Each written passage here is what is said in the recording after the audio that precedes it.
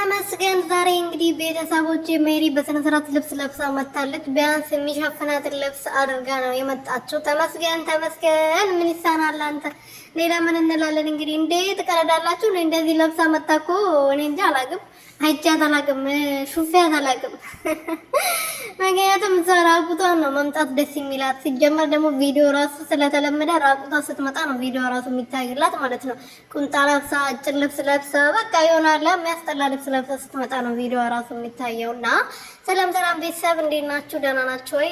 ሰላም ነው? እኔ በጣም ደህና ነኝ፣ እግዚአብሔር ይመስገን። በያላችሁበት ሰላማችሁ በዘት ተረፍረፍ ይበልልኝ። ለዚህ ቻናል አዲስ የሆናችሁ ሰብስክራይብ፣ ሼር፣ ላይክ እያደረጋችሁ ቤተሰብ እንድትሆኑ በትህትና እየጠየኩኝ የኔ ውዶች፣ የኔ ወርቆች፣ የኔ ልዮች ማለት ነው። ሰብስክራይብ እያደረጋችሁ ላይክ እያደረጋችሁ ቪዲዮውን ተው ግን ተው እና ሜሪ እንግዲህ ያው ትላንትና ዳኒ መጥቶ እያበደ ነበረ። ሩቲ ቤት ገብቶ ሩቲ ናት ቤቱን ማስከበር ያቃታት። በሯን መቼም ገንጥሎ አይገባም። በር ላይ ሲያንኳካ ነው ያስገቡት አይደለም።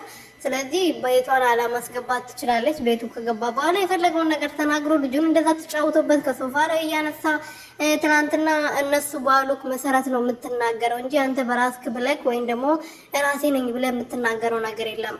ኤፍሬም በለኝ ያለው ሩቲ አበይ ያለችኝ ነው እያልኩ ያልከው እንጂ ራስክ ያልከው ነገር የለም እያለው ነበርና አሁን ሩቲ ምንም ያለችኝ ነገር የለም ራሴ ነኝ ያልኩት ቤቴ ነኝ ያለሁት ከቤቴ ውጣልኝ እያለው ነበር።